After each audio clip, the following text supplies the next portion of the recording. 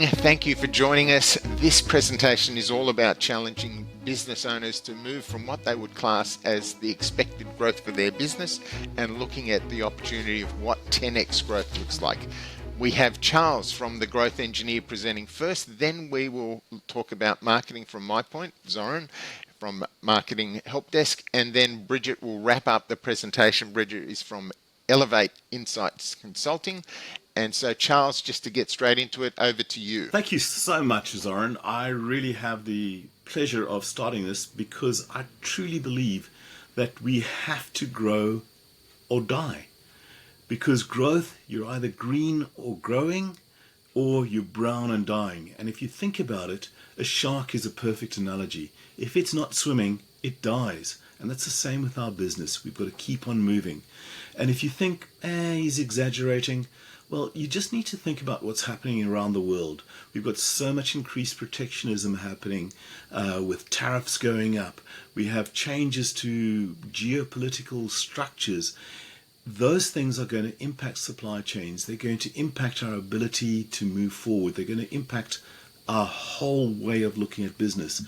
We have to take a look at where we're going because, again, if you don't grow, you're dying. Now, if I look at this, if you still think I'm crazy, this is from the 23rd of March, and it is the level of insolvencies in Australia. And as we can see, it is reaching an all-time peak. This is real data presented from the Australian Taxation Office. We know that businesses are dying. Now let's actually get into the mindset. If you think about it, what's easier? To just do more of the same, work harder, keep on doing it, more of the grind, more of the whirlwind, less of your family, less profit, less cash for all the effort that you're putting in? Or do you need to change how you're looking at things, do things completely differently? And the reality is that if you just want to work harder, there's lots of ways to work harder. You can come in earlier, you can really focus more, you can be focused on productivity. Whereas if you want to change how you do things, there's only a few ways to achieve 10x, and you really have to look at changing what you're doing. It's a change of mindset, it's a change of way of doing things. Perfect examples are Airbnb, who changed the hospitality industry, and then Uber, who's changed the taxi industry. They didn't buy more taxis, they changed their model, and that's the way that we have to start thinking, because that is what makes life easier, better, and different. The first step in that is to take a look at the 80-20 rule and its modern day equivalent, the Glenday Sieve, which is 80-20 on steroids. What it entails is really looking at those key customers, those key products, those key services that drive your profit. We know from fact, from data, that 20% of your customers are driving 80% of your profits. It's the same with your services. It's the same with the products themselves. We have to be able to drill in and take a look at that. Because if we don't, we're wasting time, we're wasting money, we're wasting resources. The way we do that is to drill into the data, because that truly is your growth customers, your growth compass. Because when we know where we're going, we can actually choose the customers that we want to serve, we can choose the products that we need to deliver, or the services that we need to deliver. And by so doing, we can drive real performance in our business. Zoran knows that if you're not tracking your ROI on your customers, how are you going to choose your marketing? Bridgette knows that if you're not driving your data and looking at your business, how do you choose where to focus? Data is your growth compass. So the reality is you've got a choice. You can work twice as hard, or you can think 10 times bigger. You can change how you're doing things, or do more of the same. Work harder, less time at home, the dog doesn't know you, or you can really change how you're thinking, have that time, spend it the way you want it, or make more money. The choice is yours. We know that the best businesses focus on the 20% that really deliver the 80% of results. If you're not doing this, you're wasting time, you're wasting resources, you're wasting money. And the way that you do that is knowing what you've got to track. Data is your weapon. Track what works and scale it. So, yeah, I've got a final thought for you. If you had a 10x, what's the first thing that you change? What can you automate? What can you eliminate? And what can you transfer to other people? Because if you're not doing that, you're not eating your time and you are wasting it. Charles Barnard, the growth engineer, really 10x or 2x, the choice is yours. Thank you, Charles. That was really fantastic. And I'll move on with the marketing side of this presentation. And it's all about how marketing can support 10x growth of your business. The foundation for your success from a marketing point of view is knowing your best prospects and your clients. So many businesses waste time and money on broad, unfocused marketing. And by understanding your best prospects and your existing clients, you'll be able to focus on those who generate the most revenue and long-term value for your business. If you try to appeal everyone, this is really important. If you try to appeal to everyone, your message will definitely become diluted and you really won't be speaking to the right people. You'll fail to attract new business. So the call to action for this particular slide is take a step back, define who your best customers are and the prospects that will best suit your business going forward. Do that before you even spend 1 cent on marketing.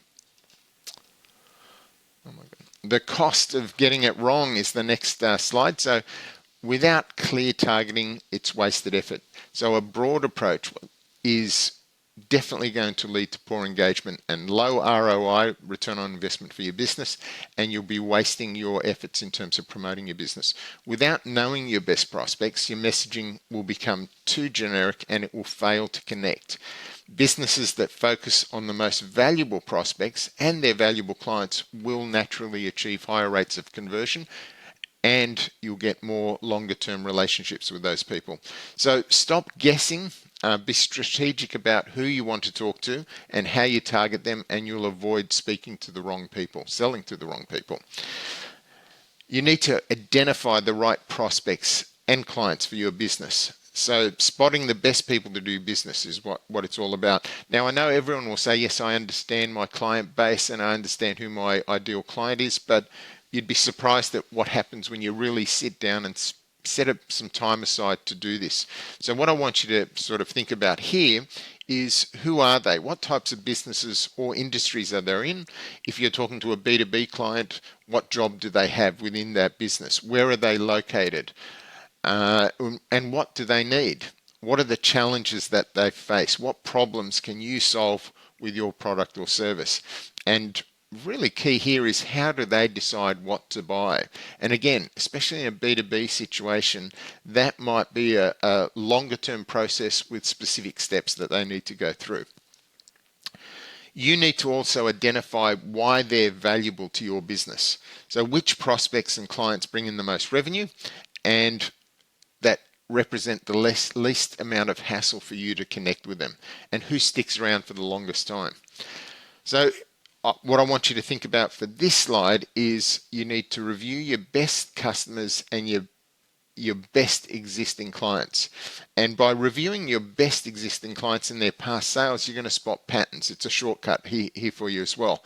Use that insight from your existing client base to find out how to attract the right people going forward. Targeted marketing for business growth, it is a shortcut to growth. A clear understanding of your best prospects and your existing clients will help you create relevant and engaged marketing. Charles mentioned the 80-20 rule. It's an absolute key thing moving forward, and it's a shortcut for your marketing. 20% of your clients will generate 80% of your business. So for some quick growth, focus on them. What can you cross-sell and upsell to those clients? It'll give you a spike straight away. Speak to your clients, speak to your audience to find out, again, some of the things that we've talked about. What are their sort of pain points that you're trying to solve? What are their expectations for future in terms of growth of their business, that sort of thing. If you speak to clients like that, just in a casual way, as you do business with them, you'll be surprised at how much information that you can collect. Focused marketing reduces waste, it improves your ROI, and it drives sustainable growth. So again, just think about these things and drive yourself to get your marketing working smarter. Focus on the right people and the people that represent long-term growth. And think of your marketing programs as a system and a process. So you're going to continually run them. As you run them, you review and learn, and then you can improve them as you go forward as well. And now I will hand over to Bridgette for a wrap up, and especially how data can help you achieve all the things we've talked about so far. Thanks, Zoran. So today I'm going to be talking to you about how your reporting can enable you to proactively drive growth. So if I were to ask you a few questions, would you be able to answer them easily? Number one, what are your targets for the financial year for revenue and profit and even cash reserves? What about your revenue for the current financial year? Your gross profit, your net profit, are these figures easy for you to get? How do these figures compare to last financial year? What does your growth look like? What about your cash reserves? Do you feel that you have enough money in the bank to pay your staff and your suppliers at the end of the week? How about the end of next month? And what about in 3 months' time? What about your top 10 products and services? So Zoran alluded to this one. Are your top products actually the ones that you sell the most? Are these the ones that are making you the most money? And similarly with customers. So the customers that are generating the most revenue from you, how much profit are you making from them? Are these the ones that you're making the most money from? And last but not least, when you're talking to your accountant, do you tell them what's going on in your business, or do you wait for them to tell you at the end of the financial year? So if you struggle to easily answer some of these questions, I would suggest to you that your reporting may not be enabling you to achieve this 10 times growth that we've been talking about. But it can be fixed. Ugh. So how do you change it? So there's the old adage, what gets measured gets done, or what gets measured and constantly monitored gets done.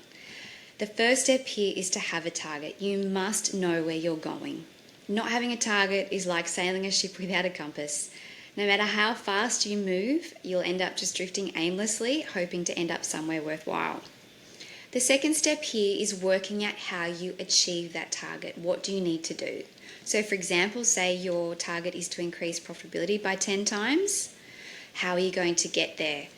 More customers, selling more to existing customers, price increases, a more profitable product mix. Maybe you're looking to overhaul your operations to make a much more efficient workplace. It may be a combination of those things. The third step here is to track progress daily against these things, weekly at an absolute minimum. This allows you to give your team direction. It's a great motivator. It keeps them accountable. It also allows you to identify issues instantly before they start costing you money, like unprofitable customers or products. The fourth step here is to make sure your reporting is easy. You need to have all the information at your fingertips so you can easily see how your company is performing, stay on track, and make proactive decisions when you need to make them so you can achieve your growth goals. So how do you make your reporting easy? The first point I'd like to make here is to make sure it's accessible and all in the one place. The number of business managers I speak to, when I ask them about their current reporting, they say, oh yeah, I get this emailed report every couple of weeks, and I ask them to show it to me. So they have a look through their phones, go, oh, this is it, no, that's not it. They finally land on one and go, oh yeah, that was from 2 months ago, I don't know where the most recent version is. You need to make sure your reporting is all in the one place and easily accessed. Ideally, on a cloud platform or somewhere you can access from outside the office, and even better if you have a phone app that you can use. The next step here is to make sure it's automatically refreshed, so no manual entry. There are so many inherent issues in manual entry, particularly the human error component that is inherent in any manual data entry and processing. But what's really important to note here is that to achieve 10 times growth, you and your staff need to be spending their time on what's actually making your business money, not extracting reports, not manually entering figures, and then trying to make sense of them in Excel. The other point here is that by the time your staff have finished putting all this data together and you finally get a copy of the report, the data is already old. Next step here is to make sure it's easily interpretable and customised to what you need to see. There are a number of people in this world that are really good at interpreting numbers on a page, but most people need something visual too. So to see what's actually going on, you need visuals, you need to be able to see trends. Business reporting is like a toolkit. If you give everyone the same generic set of tools, they may not have what they need to actually do their job effectively and efficiently. You need to customise your reporting to make sure your staff have exactly what they need to do their jobs. Just as an example here, a CEO's reporting is very, very different to what a sales manager needs when they are steering the performance of a team of sales reps. Last but not least, your reporting should be dynamic if possible. So when I'm looking at how a business is performing, my first step is to have a look at the high-level view to get an understanding of some high-level trends, but my next question would be to understand the why. And for that, I need to delve deeper. So this particular example is a fictitious distributor. They are still making money, but their profit margins dropped, which has caused them a reduction in profit of over $1 million for the most recent financial year. So the next step here would be to delve into customers to work out which ones are actually making them money and whether there are any that are costing them money. And in this example, their warehouse customers have cost them over $265,000. So the key takeaway here is that great reporting can drive smart, timely decisions. The key is to make it easy so you can use it and stay on track to achieve your growth targets. Thank you, Bridgette. That was fantastic. So to wrap up, the contact details for each of us is available at the end of this presentation. So if you want to follow up anything that Bridgette has gone through, the interesting action items that Charles was giving us, or some marketing ideas, please reach out to us directly. And also you'll see a link to register for a workshop that we're looking to run very shortly. So again, reach out if you'd like any follow-up. Thank you.